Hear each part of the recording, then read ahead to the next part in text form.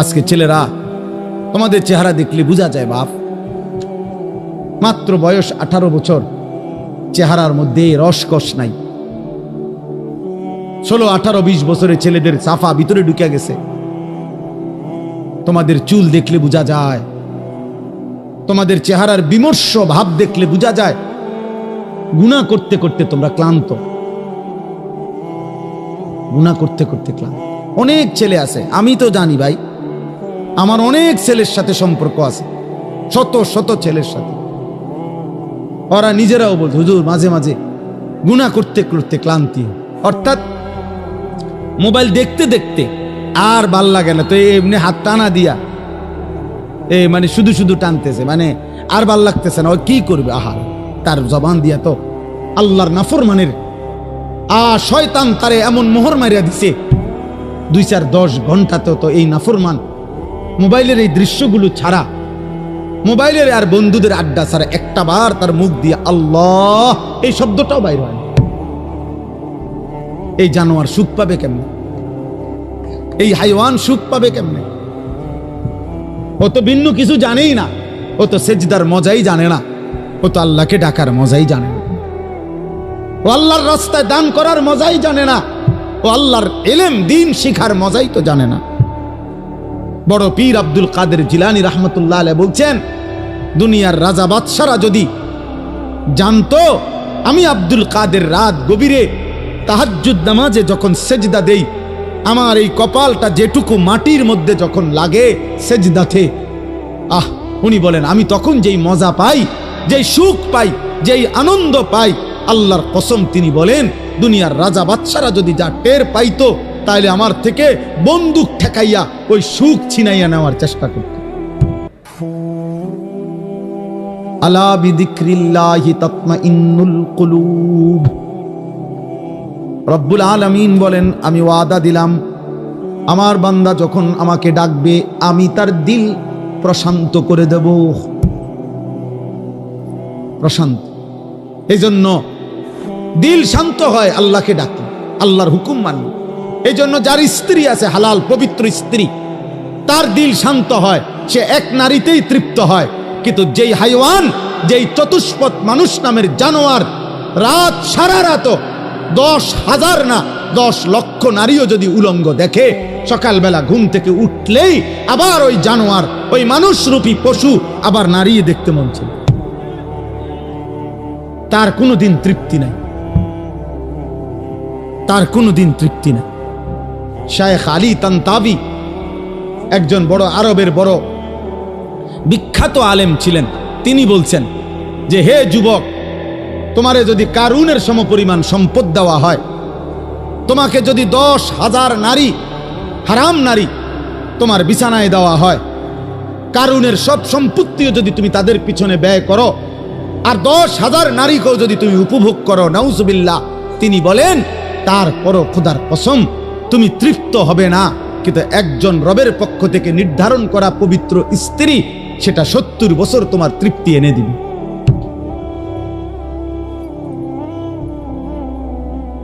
এই জন্য কোনো ছেলে যদি বুঝে থাকো, বুঝে থাকো, আল্লাহর দিকে ফেরো বাবা, আল্লাহর দিকে ফেরো। আমি বলছি তো, আমি একজনের আশাতেই বলি, একজন কেউ একজন বদলাবে, শুনবে এখানে, হয়তো বদলাবে আরেকখানে, এমনও হতে পারে।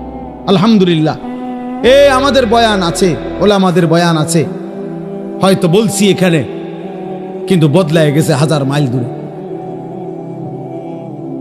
1000 মাইল। স্পেন থেকে যুবক ফোন দিয়া বলছে হুজুর, কানতে কানতে অঝোর ধারায়, যে হুজুর আপনার কথায় গুনাহ ছেড়ে দিলাম, জিন্দেগি বদলায়। অথচ আমি কোনো স্পেনে বয়ান করিনি, করছি বাংলাদেশে, বদলে গেছে স্পেনে। বলেছি বাংলাদেশে, বদলে গেছে আমেরিকার মিশিগানে। আমেরিকার একটি গুরুত্বপূর্ণ অঞ্চল আছে মিশিগান, ওই জায়গার নাম। ওইখানের এক যুবক সেদিন মেসেজ দিছে যে হুজুর ছেড়ে দিলাম গুনাহ।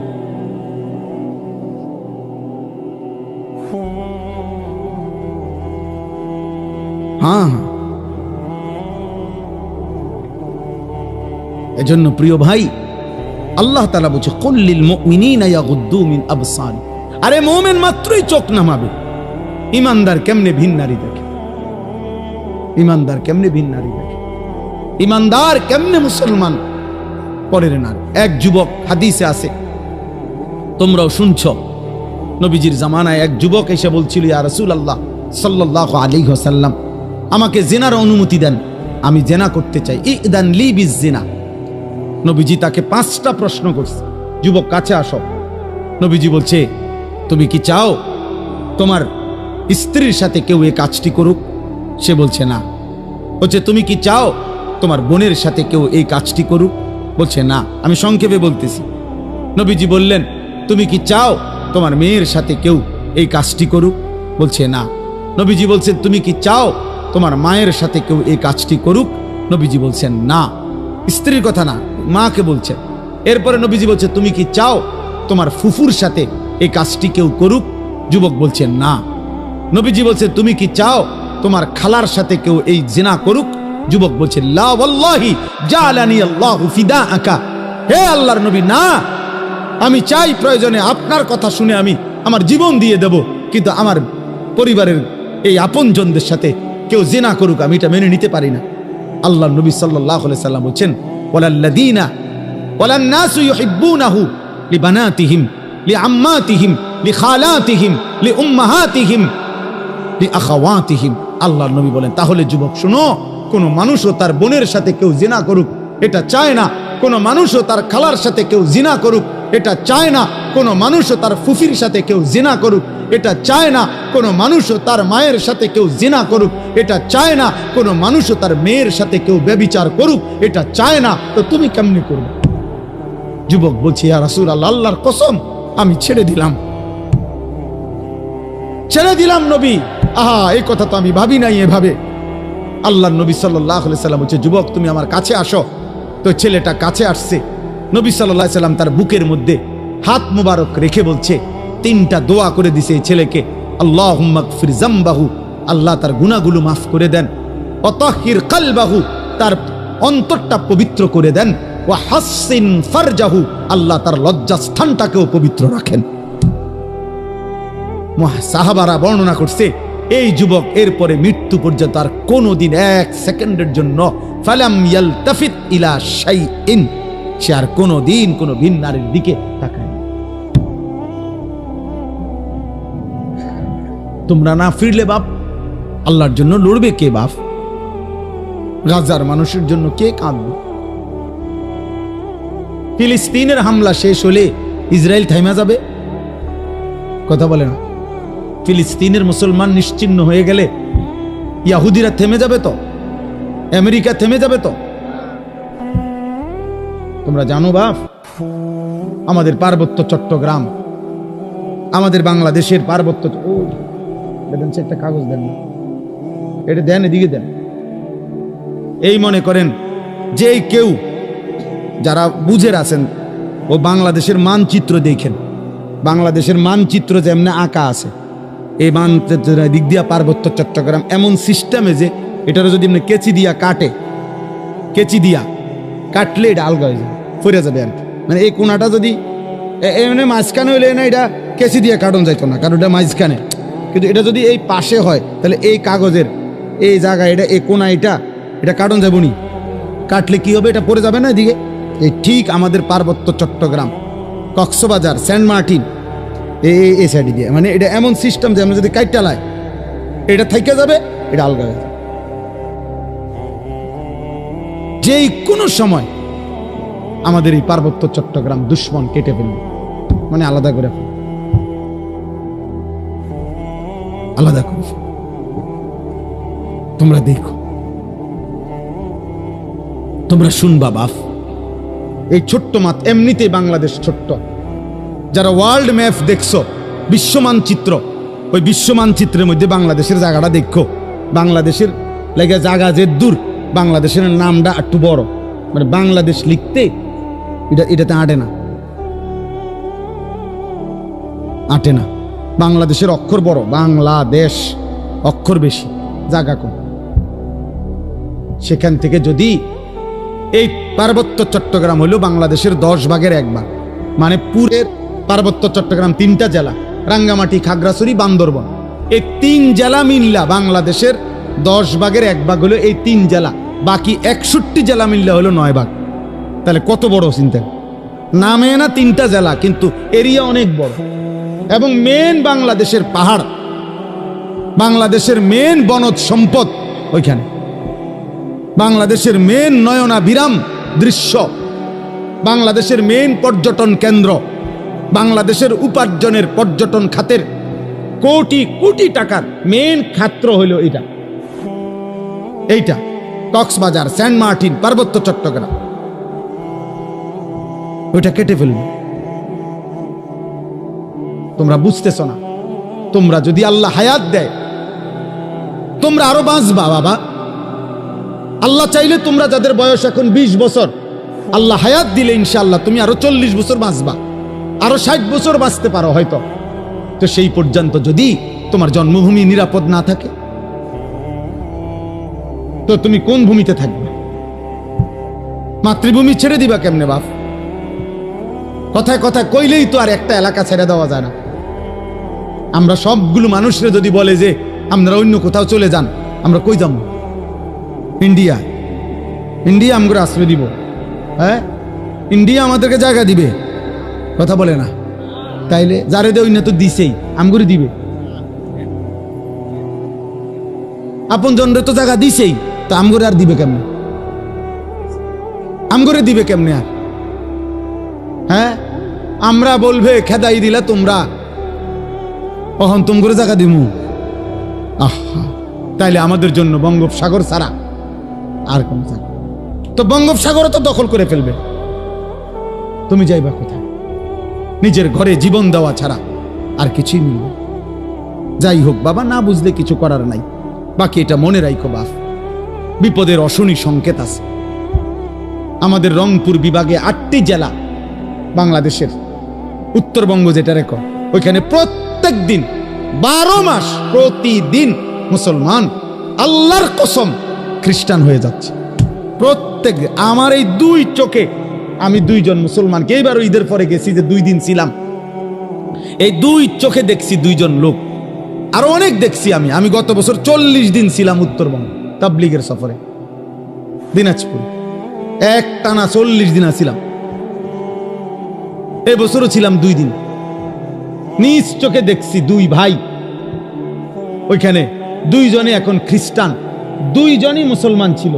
আশ্চর্য হবেন, একজন আল্লাহর কসমে কোরআন সামনে ওই নিজে বলছে ও 7 বছর মসজিদে ইমামতি করত। বুঝেন নাই? 7 বছর মসজিদের ইমাম ছিল। এমন মুসলমান, সে খ্রিস্টান হয়েছে, সে খ্রিস্ট ধর্ম প্রচার। এখন তো বুঝতেছ না আব্বা, মনে করছে এই চুলের ফ্যাশন এটাই জীবনের সবকিছু। একটা মেয়ের সাথে কথা বলতে পারতেছ, অথবা কোনো মেয়ের ছবি দেখে দেখে সময় কাটাচ্ছ, তুমি মনে করছে এটাই জীবনের। না বাপ, এটা জীবনের শেষ কথা। 12 কিলোমিটার পায়ে হাঁটাও, 12 কিলোমিটার পায়ে হেঁটেও গাজার বাচ্চা একটা রুটি খুঁজে পায় না, একটা রুটি খুঁজে পায় না। একটা রুটির জন্য কোনো কোনো বাচ্চা 12 কিলোমিটার পায়ে হাঁটা গেছে। আল্লাহর কসম, পত্রিকা। চোখ নামাও, চোখ, নজর হেফাজত করো, নজর হেফাজত করো। নারী দেখো না, অস্থির ছবি দেখো না। তোমার বড় মোবাইল দরকার, ব্যবহার করো, যেটা দরকার ওটার জন্য। তোমার মাদ্রাসার কাজ, তোমার স্কুলের পড়ালেখার কোনো কাজে, ব্যবসার কোনো কাজে, চাকরির কোনো কাজে, ঠিক আছে ভাই, যেটুকু দরকার ওইটুকু ব্যবহার করো। কিন্তু সারা দিন রাত 24 ঘন্টা মোবাইলটারে বুকের সাথে রাখা, জীবনের সাথে বেঁধে ফেলা, এটা তো ভাইয়া ভালো করবে না। আমরা চেষ্টা করলাম বুঝাইতে, রাত গভীরে আমি বললাম, ইয়াগুদ্দু মিন আবসারিহিম, আল্লাহর ওয়াদা, ইন্নাল্লাযীনা ইউহিব্বুনা আন তাশিআল ফাহিশাতু ফিল্লাযীনা আমানু লাহুম আযাবুন আলীমুন ফিদ দুনিয়া ওয়াল আখিরাহ। নওজোয়ান শোনো এই কোরআনের আয়াত। আল্লাহ বলছে, যাদের দ্বারা সমাজে অশ্লীলতা ছড়িয়ে পড়ে, বেহায়াপনা ছড়িয়ে পড়ে, আমি তাদেরকে দুনিয়াতেও কঠিন শাস্তি দেব, আখিরাতেও কঠিন শাস্তি দেব। ফিদ দুনিয়া ওয়াল আখিরা, কোরআন শরীফের আয়াত। আল্লাহ ওয়াদা দিছে এখানে, আল খাবিসাতু লিল খাবিসিন ওয়াল খাবিসুনা লিল খাবিসাত। এই যুবক শোনো, আল্লাহ বলছে যেই যুবকের চরিত্রহীন, যেই যুবক নারী, ছবি, অশ্লীল, জিনা, ব্যভিচার, নিজের হাতকে নিজের লজ্জাস্থানে নাপাক কাজে ব্যবহার করছে, এই অসভ্য দুশ্চরিত্র লম্পট, আল্লাহ ওয়াদা দিছে নাফরমান, মনে রাখিস তোর বউও মিলবে এমন খবিস। এই যে কোরআন শরীফ আল্লাহর ওয়াদা, আল্লাহ বলছে খবিস, তোর বিবিও হবে খবিস। তুই তখন বুঝবি, তোর বেডি যখন আরেক বেড়ার লগে চলবো তখন বুঝবা, তখন বুঝবা দুনিয়া কা অন্ত মানুষের বেডি চাও, টের পাও না। তোমার বিবি বিয়ে করার পরে যখন দেখবা অসৎ, 2 নাম্বার চরিত্রহীন, তখন বুঝবা বাবা। কোন স্বামী যদি শোনে 12 বছর পরেও আমার স্ত্রী পরকীয়ায় আসক্ত, অন্য পুরুষের লগে আসক্ত, ওই স্বামীর তখন আর দুনিয়ায় কিছুই থাকে না। 1000 কোটি টাকাও তখন কিছু হয় না, তার জীবনটাই তখন জাহান্নামের টুকরা হয়ে যায়। আমি একজন না, আমি এমন শত শত মানুষ জানি। কত মানুষ আমাদের কাছে 400 কোটি টাকার মালিক, বেটা 400 কোটি টাকার মালিক, এমন ভদ্রলোকের চোখের কান্না আমি দেখছি। পরিবারের কষ্ট, পরিবারের অশান্তি, বলতেছে হুজুর গোটা পৃথিবী জানে, সকালবেলা আমার অফিসের হাসি দেখলে, আমার 1 কোটি 20 লাখ টাকা দামের 4টা গাড়ি প্রতিদিন আমার ঘরের সামনে রেডি থাকে, ড্রাইভার 4 জন আলাদা। আমার যেদিন যেটাতে মন চায় আমি সেটাতেই উঠি। প্রতিটা গাড়ির ন্যূনতম দাম 1 কোটি 20 লাখ টাকার উপরে, আলিশান বাড়ি। কিন্তু পৃথিবীবাসী মনে করে আমি কত সুখী, কিন্তু আমি জানি হুজুর আমার একাকিত্ব রাত নির্ঘুম কাটে। শত শত রাত আমি কোনোদিন 1 ফোঁটা ঘুমাইতে পারিনি।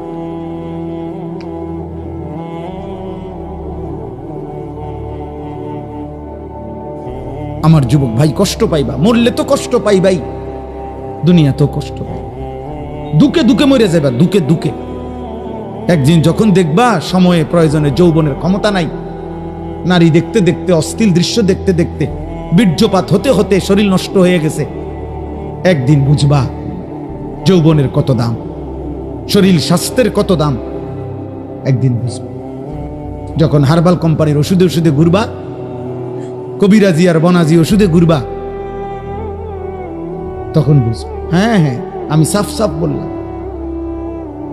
আল্লাহ বলছে ইয়াহফাজু ফুরুজাহুম, আমার বান্দা লজ্জাস্থান হেফাজত করো, লজ্জাস্থান হেফাজত করো। তুমি মুমিন, তুমি জিনা করো না, তুমি ব্যভিচার করো না, তুমি নিজের হাত নিজের লজ্জাস্থানে নাপাক ব্যবহার করো না, তুমি পুরুষে পুরুষে অপকর্ম করো না, তুমি মেয়ে মেয়ে নারী নারী অপকর্ম করো না, কোন রকমের বেহায়াপনা না চোখ দিয়া করবা, না লজ্জাস্থান দিয়ে করবা। আল্লাহ বলেন যালিকা আজকা লাহুম। এই এবার শেষ কথা হলো, আল্লাহ বলেন বান্দা আমি ওয়াদা দিলাম, চোখ যদি গুনাহ থেকে বাঁচাও, লজ্জাস্থান যদি বাঁচাও, এই 2 জিনিস বাঁচাইলে আমি আল্লাহ ওয়াদা দিলাম, আমি আল্লাহ তোমার অন্তরটা পুরাটা 100 পবিত্র করে দেব। যালিকা আজকা লাহুম, আজকা মানে সর্বাধিক পবিত্র করে দেব, 100 ভাগ দিল সাফ করে দেব, কলিজাটা পবিত্র করে দেব, কালবটা পবিত্র করে দেব, অন্তরটা আলোকিত করব। বসে থাকবা জমিনে, তাকাইলে চোখ বন্ধ করলে দেখবা আর সাজিমে, আর সাজিমে মান তারাকাহা মাখাফাতি আবদালতুহু ঈমানান ইয়াজিদু হালাওয়াতাহু ফি কলবি। আল্লাহ বলেন হাদিসে কুদসিতে, আমার যে বান্দা আমি আল্লাহর ভয়ে চোখ নামালো ভিন নারী থেকে, হারাম ছবি থেকে, আল্লাহ বলেন সাথে সাথে আমি আল্লাহ আমার ওই বান্দার দিলের মধ্যে ঈমানের স্বাদ, ঈমানের মজা, এমন ঈমান, এমন নূর আমি দেব, আমার বান্দা তৎক্ষণাৎ ঈমানের মজা পাইতে থাকবে। জন্য আল্লাহর নবী বলেন হে আলী, নবীর সাহাবী আলীকে বলছে, নবীর জামাতা ফাতেমার স্বামী, আল্লাহর নবী বলেন আলী লা তুতবিইন নাযরাতান নাযরা, কোনো নারীর প্রতি যদি হঠাৎ নজর পড়ে যায় তাইলে দ্বিতীয়বার আর ওই নজর ফিরাইও না, আর তাকাইও না, প্রথমবারেই চোখ নামিয়ে ফেলো। ফাইন্না লাকাল উলা ওয়ালাইসাত লাকাল আখিরা, প্রথমবারের হঠাৎ নজর মাফ, কিন্তু দ্বিতীয়বার ফিরে চাইলে এইটা আর মাফ হবে না, এটা আর মাফ হবে না। হযরত জারীর ইবনে আব্দুল্লাহ বাজালি রাদিয়াল্লাহু তাআলা আনহু বলছেন, ইয়া রাসূলুল্লাহ, আমি যদি হঠাৎ কোনো নারীর প্রতি আমার নজর পড়ে যায় আমি কি করব? নবী বলেন, ইসরিফ বাসারাকা, সাথে সাথে চোখ ফিরিয়ে নাও। আল্লাহ আমাদেরকে তৌফিক দান করেন। ইন্নাল্লাহা খাবীরুম বিমা ইয়াসনাউন। এই শেষ কথাটা শোনো ভাই, আল্লাহ বলছে বান্দা, ইয়াসনাউন অর্থ হইল যত কৌশলে, যত গোপনে, যত একাকিত্বে, যত বুদ্ধি খাটাইয়া, যত সালাকি কইরা, তুমি যতভাবেই তুমি গোপন গুনাহ করো না কেন, রাতে অন্ধকারে লাইট নিবাইয়া, সিটকারি লাগাইয়া, দরজা বন্ধ কইরা, রাতের 2টা ইয়ারফোন লাগাইয়া, শব্দ ছাড়া তুমি যত বুদ্ধি খাটাইয়াই নারী দেখো, ছবি দেখো, উলঙ্গ দৃশ্য দেখো, হারাম সম্পর্ক করো, খোদার কসম আল্লাহ বলে আমি খবর রাখি, আমি জানি, আমি জানি, আমি দেখি, আমি শুনি, আমি বুঝি। ইন্নাল্লাহা খাবীরুম বিমা ইয়াসনাউন। এজন্য বাপ, একটা ভাই, এ শেষ যে কয়জন মানুষ টিকলেন, আমি প্রথমেই অনুমতি দিছি, কোনো অসুবিধা নাই। যে কয়জন আস্তে আস্তে ওরা বুঝছে যে হ্যাঁ এনে কিচ্ছা হইতো না, কোনো সমস্যা নাই, এটি তো ভোট না, আমি যে ভোট চাইতে আইছি যে সবার ভোট দরকার না, ভোট দরকার নাই, আমার কোনো মার্কা নাই, আখিরাতের আশায় আসছে, আখিরাতের আশা। অতএব আমরা প্রত্যেক ইনশাআল্লাহ গুনাহ ছাড়ব। বলেন ইনশাআল্লাহ, বলেন ইনশাআল্লাহ, বলেন ইনশাআল্লাহ। একটা গুনাহ ছেড়ে দেওয়া হচ্ছে, একটা দিনকে ভালোবাসেন, আল্লাহকে ভালোবাসেন, নামাজকে ভালোবাসেন, মাদ্রাসাকে ভালোবাসেন, মাদ্রাসাকে ভালোবাসেন, আল্লাহর কোরআনকে ভালোবাসেন, ছেলেকে দিন শিখতে দেন, মেয়েকে দিন শিখতে দেন। এতটুকু তো কমপক্ষে হবে। আখলাক শিখবে, হালাল হারাম শিখবে, আখিরাতের কিছুটা হলো ভয় আসবে, একদিন হয়তো গুনাহ ছেড়ে দিয়ে নেককার হয়ে যাবে। এলেম কখনো ঠকায় না, কোরআন সুন্নাহর এলেম মানুষকে কখনোই ঠকায় না। শয়তানের ওয়াসওয়াসায় যদি কখনো এলেমওয়ালারও কোরআন সুন্নাহর এলেম আছে, কিন্তু তার দ্বারাও যদি কখনো কোনো গুনাহ হয়ে যায়, আল্লাহর দয়ায় আজ নয় কাল কোরআন সুন্নাহর এই এলেমের আলো তারে ধীরে ধীরে অচিরেই একদিন গুনাহ থেকে ফিরায় দেয়। এই জন্য মূর্খ থাকা অভিশাপ। কোরআন সুন্নাহ জানেই না, ও ফিরবে থেকে, অত পাক নাফাকের মাসলাই জানে না, তে এটার গুরুত্ব বুঝবে কি? অত পবিত্রতার গুরুত্বই বোঝে না। এই জন্য না আমাদের ছেলে পেলেরা পেশাব করে পানি নেয় না, অত জানেই না এটার মানে। অত প্রস্রাব করে ঢিলা কুলুকের গুরুত্বটাই জানে না, অত কোনোদিন জানেই নাই, ও শুনেই নাই। ও মনে করছে আমার আচরণ হবে কুত্তার আচরণ, কারণ আমি কত দেখলাম কুত্তা মুত্তা ফানি লয় না, তাহলে আমি কেন মুত্তা ফানি লমু? হ্যাঁ বলেন, সোজা হিসাব। ওমা রাগ হইলে আপনি পানি লন, আপনি টয়লেট পেপার ব্যবহার করেন। আপনি যদি কোন হুজুর আপনি আমার এত বড় কথা করেন, তো কইলাম, তখন আপনি এখন থেকে টয়লেট পেপার ব্যবহার করেন, তাহলে আপনার উপরে না এটা কথা বলে না। কাজেই সোজা হিসাব, সোজা হিসাব।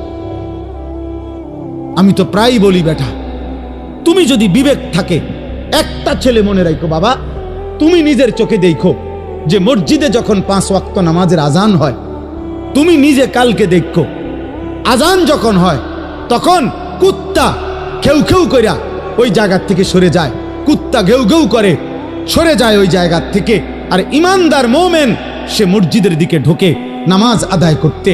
তাইলে যেই মুসলমানের পরিচয় দিয়ে, এই বেটা আজান হইলে তুমি যখন সরে যাও নামাজ থেকে, চলে যাও অন্য দিকে, আর ইমানদার ঢোকে মসজিদে, তো তোমার এই আচরণ মসজিদে ঢুকছে যেই মোমেন মুসলমান তার মতো না ওই ঘেউ ঘেউ করি না কুত্তার মতো, তুমি মিলাই দেখো। যদি মানুষ হয়ে থাকো, যদি মুসলমান মার দুধ খাইয়া থাকো, তো ভাইবা দেখো তুমি এটা কি করছো। তুমি কি করছো, তুমি দেখো। এই জন্য মাঝে মাঝে বেনামাজি তুমি কুকুরের লগে একটা ছবি উড়াইও, সেলফি তুললো একসাথে, দুজনের একসাথে মোবাইলে দিবা, যে দেখেন দুনিয়াবাসী, আমরা দুই জানোয়ারকে কেমন লাগতেছে, আমাদের দুই জানোয়ারের একই আচরণ, আমরা দুই জানোয়ারই পেশাব করে পানি নেই না, এবং আমরা দুই জানোয়ারই মালিককে সেজদা করি না। লজ্জা থাকলে তুইলো, তুমি হুজুরের লগে ছবি উঠাবা কিত্তা? হুজুর তোমার মতো বেনামাজি, তো হুজুরের লগে তুমি ছবি উঠালে কি লাভ হবে? তুমি উঠাবা জানোয়ারের সাথে না, তুমি না বেনামাজি? তোমার সাথে যার মিল তুমি তার সাথে না থাকবা, নাউজুবিল্লাহ নাউজুবিল্লাহ। এরপরও যদি কারো লজ্জা থাকে তো বলো। আল্লাহ আমাদেরকে হেফাজত করে, আল্লাহ তাআলা এই মাদ্রাসা কবুল করে নেন, মাদ্রাসার জরুরত আল্লাহ পূরণ করে দেন। বাস্তবতা তো হইল, কোরআনুল কারীমের মধ্যে আছে, আল্লাহ তাআলা মুসা নবীকে বলছে যে তুমি ফেরাউনের কাছেও গিয়া বলো, আল্লাহর কথা বলো। তো উদ্দেশ্য কি? আল্লাহ বলছে ফেরাউনকেও বলবা এই উদ্দেশ্যে যে লাআল্লাহু ইয়াতাযাক্কারু আও ইয়াখশা, হয়তো সে উপদেশ নেবে অথবা আল্লাহকে ভয় করবে। তাইলে আল্লাহ তাআলা ফেরাউনকে বলতে বলছে মুসা নবী, ফাকুলা লাহু কাওলান লাইয়িনা লাআল্লাহু ইয়াতাযাক্কারু আও ইয়াখশা। আল্লাহ বলছে ফেরাউনকেই বলো তোমরা দুই ভাই মুসা এবং হারুন, নম্রতার সাথে মহব্বতের সাথে আল্লাহর কথা বলো, হয়তো উপদেশ নেবে অথবা আল্লাহকে ভয় করবে। তাহলে ফেরাউনের কাছে পর্যন্ত মাকসাদ এটা ছিল যে উপদেশ নেবে, সেখানে আমরা মুসলমান, তাহলে আমাদের যে কোনো উদ্দেশ্য হবে না, একটা কিছু তো হওয়া উচিত, লক্ষ্য উদ্দেশ্য। তোমরা কিছু ছেলে হুড়হুড় করে আসলা, বসলা, আবার আগের মতো চলে গেলা, কেউ মানুষের ছবি তুললা, কেউ আমাগো ছবি তুললা, কেউ এই হাঁটা চলা হই হুল্লোড় তুললা, তো কি হবে ভাই? এরপরে আবার আমি আজকেও একজনকে জিজ্ঞাসা করছি, আপনি যে ছবি উঠেছেন ওটা কইন, হুজুর ডিলিট করে দিছি।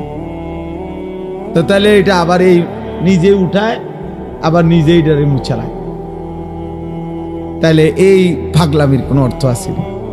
এটা কি এটা কোনো কাজ হইতে পারে? এই জন্য ভাই আসলে ছেলেরা বাবা বুঝতে শেখো, কমপক্ষে আমি যা করছি কেন করতেছি, এটা এর কোনো দুনিয়াবি বা আখেরাতের কোনো ফায়দা আছে কিনা, এতটুকু যদি আমার বিবেকে না থাকে তা আমি আর মানুষ কি? তাহলে তোমাদের মনে করো ইনসাফের সাথে যে আখেরাত বাদ দাও, দিন রাত মোবাইলের এই ছবি তোলার দ্বারা দুনিয়াবি কোনো ফায়দা আছে কিনা তুমি চিন্তা করো। দুনিয়াবিও তো কোনো ফায়দা নাই। তাফসীরের মধ্যে আছে যেই কাজের দুনিয়া আখেরাত কোথাও কোনো ফায়দাই নাই, ওটারে লাগভ বলে, লাগভ, অনর্থক কাজ, বেহুদা কাজ। আর আল্লাহ বলছে মুমিন বেহুদা কাজ করে না।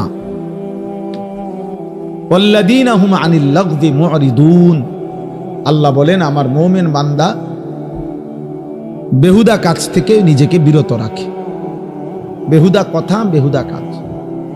তোমরা ছেলেরা, তোমরা বউ যারা দাঁড়ায় আছো, বসো বসো ভাই বসো, যতক্ষণ শুনলে এতক্ষণ বসেই শোনো, আবার চলে যাইতে চাইলে কোনো অসুবিধা নাই, কেউই তো আর থাকার জন্য আসে নাই, সবাই আমরা চলে যাব।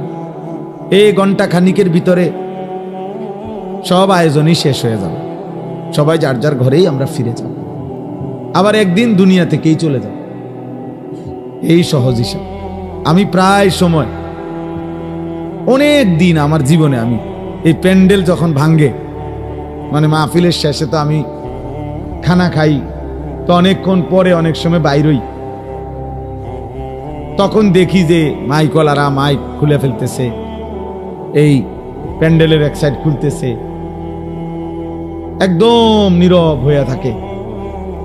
আমার খুব মনে পড়ে যে হায়, গত কিছুক্ষণ আগে এখানে কি কোলাহল ছিল, আর এখন সব স্তব্ধ। ঠিক দোস্ত, এই পৃথিবী একদিন এমন স্তব্ধ হয়ে যায়, সত্যি সত্যি। আল্লাহ তাআলা বলেন ইজাস সামাউন ফাতারাত, এই বিস্তীর্ণ আসমান আমি আল্লাহ তাআলা ভেঙ্গে চুরচুর করে ফেলব, কাচের মতো ভাঙতে থাকে। ওয়া ইদাল কাওয়াকিবুন তাসারাত, এই কোটি কোটি তারকারাজি খসে খসে পড়ল। ওয়া ইদাল বিহারু ফুজ্জিরাত, পৃথিবীর সব সাগর নদীর সব পানিগুলো উত্তপ্ত হয়ে টকবক করতে করতে উতরাইতে উতরাইতে বাষ্পের মতো উড়ে যাবে, পানি শূন্য হয়ে যাবে। আল্লাহ তাআলা বলছেন। এই জন্য আসলে আমরা সবাই, যে বসে আছে সেও আসলে চলতেছে, যে ঘুমে আছে সেও আসলে চলতেছে। বাস্তবতা হলে আমরা সবাই প্রতি ঘন্টা পার হচ্ছে, সেকেন্ড পার হইতেছে, আমি কবরের দিকেই যাচ্ছি, যদিও আমি ঘুমে। কারণ ঘুমের কারণে তো আমি সময়কে থামাইতে পারি না, ঘুমের কারণে তো আমি সময়কে আটকায় রাখতে পারি না। আমি ঘুমাইছিলাম যেই ঘন্টায়, ঘুম থেকে উঠে দেখি আমার উপর দিয়া 6 ঘন্টা পার হয়ে গেছে। ধরে নেন ঘুমাইবার সময় আমার ছিল অন্ধকার, ঘুম থেকে উঠে দেখি আমি পৃথিবী আলোকিত হয়ে আছে। তাইলে আমরা মূলত ঘুমে থাকি আর সোজা থাকি, বসে থাকি, আমরা আসলে চলতেছি।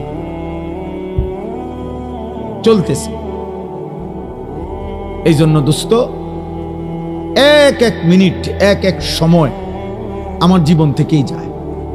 ঘড়ির কাটার সময় যায় না, আসলে আমার হায়াতের সময় যায়। ইমাম শাফিঈ রাহমাতুল্লাহি আলাইহি বলছেন, আল ওয়াক্তু সাইফুন, সময় হলো তরবারির মতো, হয় তুমি কাটো নয় সে তোমাকে কাটবে। অর্থাৎ হয়তো তুমি সময়কে ভাগ করো, তুমি নাস্তা খাইবা কতক্ষণ, ঘুম যাবা কতক্ষণ, বিশ্রাম করবা কতক্ষণ, পড়ালেখা করবা কতক্ষণ, তুমি নামাজে যাইবা কখন, এই যে সময়কে ভাগ করো। 1টায় আজান, 1:30 জামাত, 4:15 আজান, 4:30 জামাত, 7:30 আজান, 7:45 জামাত। এই যে ভাগ, সময়কে তুমি ভাগ করো তোমার জীবনের জন্য। আর নাই তো সময় তোমাকে কাটতে কাটতে কাট করে সেকেন্ড চলেই যায়, কাজে লাগাইলো নষ্ট করে দিল। এই জন্য আল্লাহ নবী সাল্লাল্লাহু আলাইহি ওয়াসাল্লাম বলছেন, নি'মাতানি মাগবুনুন ফীহিমা কাসীরুম মিনান নাস, আস-সিহহাতু ওয়াল ফারাগ। ভাই কথা বলো না, এই ছেলে একদম চুপ, সাবধান।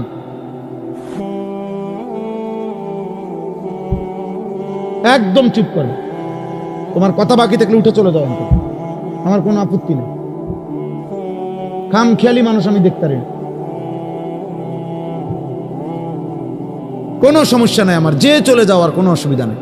আমি তো এটা নির্বাচনী কোনো জনসভা না, আমি কোনো ভোটার প্রার্থী না, আমার কোনো মার্কা নাই। তাইলে আমি একজনের জন্য আল্লাহর কথা যে পরিমাণ গুরুত্ব, 1 লক্ষের জন্য একই গুরুত্ব, বুঝেন নাই? সোজা হিসাব। কোন গাফেলকে 1000 বছর যেই কলস উল্টাইয়া রাখছে, যেই জগ উল্টাইয়া রাখছে, যেই গ্লাস উল্টানো, ওইটার মধ্যে আটলান্টিক মহাসাগরের পানি ঢাললেও ওই গ্লাস পুড়বে না। কোনো পানির সমস্যা না, গ্লাসের সমস্যা।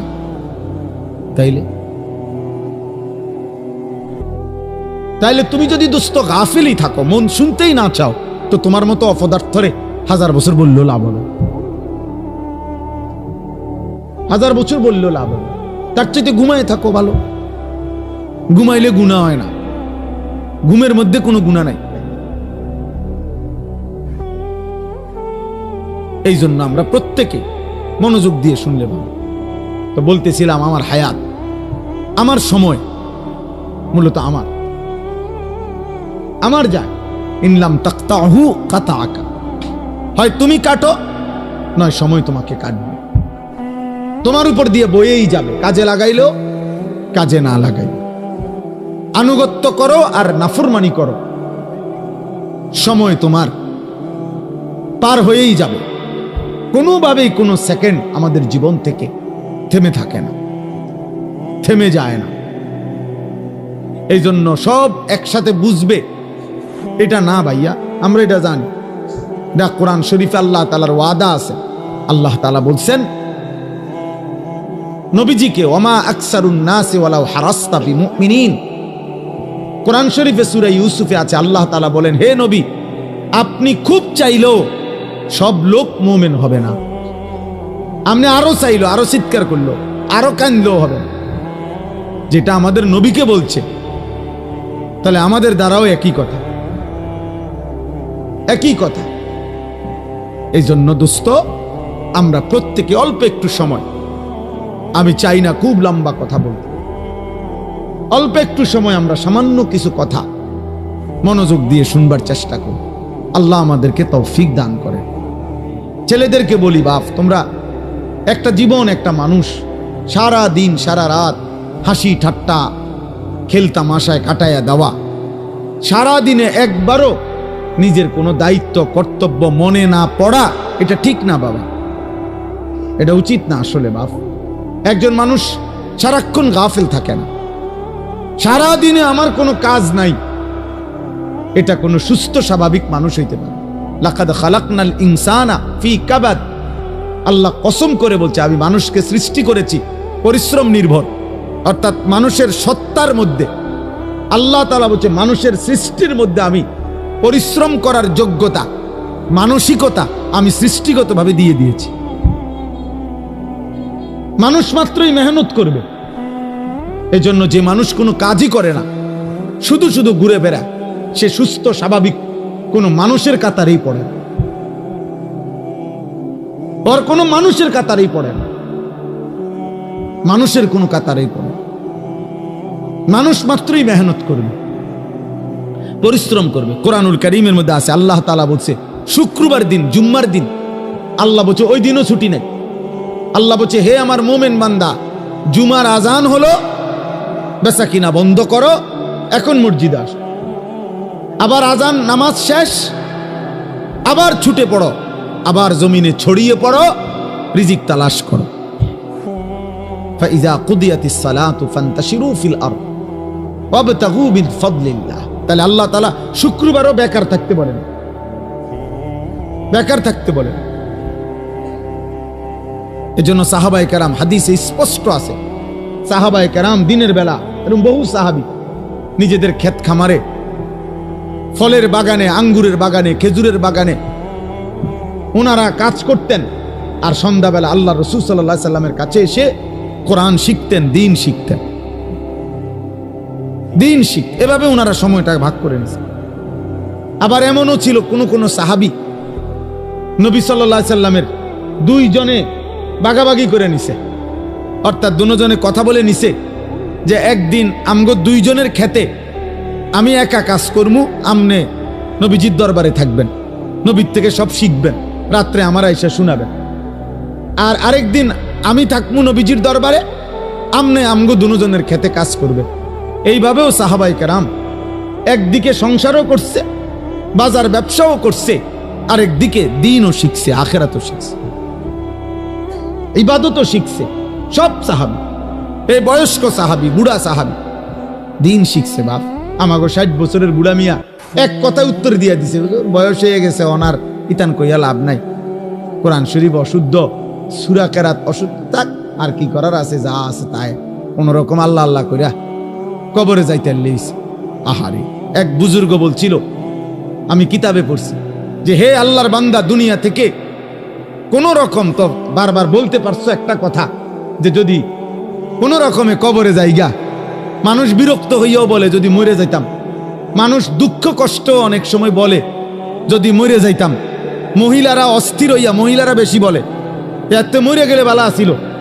তো ওই আল্লাহর ওলি বলছে, হে বাবা, হে আল্লাহর বান্দা, এখন তো দুনিয়ার পেরেশানির থেকে মোল্লা, কবরে গেলে ভালো হইতো, কিন্তু কবরে গিয়ে যখন আযাব শুরু হবে তখন কি বলবা? এবার কোথায় গেলে ভালো হইতো? এখন তো দুনিয়ার থেকে বললা এটা, তখন কি বলবা? তখন কি বলেন? আহা, কোরআনুল কারীমের মধ্যে আছে, নাফরমান বারবার দুনিয়ায় ফেরত আসতে চাইবে, আল্লাহ বলবে কাল্লা, না না, কখনোই না রে বান্দা, কখনোই না, কখনোই না। এজন্য ছেলেরা, বাপ তুমি তোমার জন্য কমপক্ষে, আমি সারাদিন এটা বলি, প্রত্যেক দিন সারা বছর চিল্লাই, আমার কথা হইলো এদূর কমপক্ষে যে ভাই তুমি তোমার কথা ভাবো।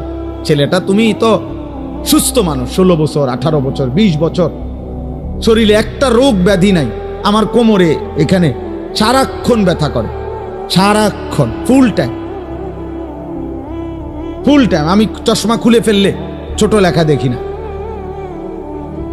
প্রতিদিন রাতে ঘুমের আগে গলার জন্য ওষুধ খাই, 4টা ট্যাবলেট খাই প্রত্যেক দিন, খোদার 12 মাস প্রতিদিন। তাইলে ভাইয়া 40 বছর পরে এখন তো দুর্বল আমরা, কিন্তু তুমি তো আলহামদুলিল্লাহ শক্ত সামর্থ্যবান। তুমি কেন নামাজ পড়ো না? তুমি কেন আল্লাহ চেনো না? তাহলে তুমি কষ্ট, ক্লান্তি, দুর্বল সময়ে কেমনে ইবাদত করবে? তখন হয়তো মন চাইবে, কিন্তু শরীরে তো কুলাবে না, তখন তো শরীরে কুলাবে না। আল্লাহ নবী সাল্লাল্লাহু আলাইহি ওয়াসাল্লাম বলছেন, এটাই বলতেছিলাম, যে 2টি নিয়ামত মানুষের এমন, যা থাকাকালীন মানুষ ধোঁকা খায়, কদর করে না। এক, আসিহাতু, সুস্থতা। সুস্থতা যতক্ষণ থাকে মানুষ কদর করে না, কদর করে। 2, আল ফারাগু, অবসর। যখন হাতে সময় আছে তখন বন্দিগি করেন, বন্দিগি করে। এই জন্য ভাই, বাবা, মা, বোন, আমি আপনি প্রত্যেকের এটা ভাবা উচিত। তু আগার মেয়েরা নিহি বানতা না বান আপনা তো বান। তুমি যদি আমার কোনো উপকার, কারো কোনো উপকার নাই করো, তো নিজের জন্য তো কিছু করো, নিজের ভালোটুকু ভালো, নিজের কল্যাণ দেখো। তোমরা যে কয়জন ছেলে, তোমরা ভাবো, একজন ছেলে হলে একজনই ভাইবো। বাবা, তোমার নিজের যেভাবে আসি, সারাদিনে যারা 1 ওয়াক্ত নামাজ পড়লা না, প্রিয় সন্তান, 16 বছর বয়সী, 18 বছর বয়সী, বাবা, তোমার উপরে তো নামাজ ফরজ বাপ। তো সারাদিনে যারা 1 ওয়াক্ত নামাজ পড়ো নাই, তো তোমার আখের গন্তব্য কোথায়? এই অবস্থায় যদি তুমি নাফরমানের মৃত্যু হয়, তো তুমি কই পৌঁছবা বাপ? তোমার কি বুঝে ধরে না এটা? সকাল থেকে রাত পর্যন্ত সারাক্ষণ যে মোবাইলে নারী দেখে, ছবি দেখে, অশ্লীল দৃশ্য দেখে, তো এর শেষ ঠিকানা কোথায়?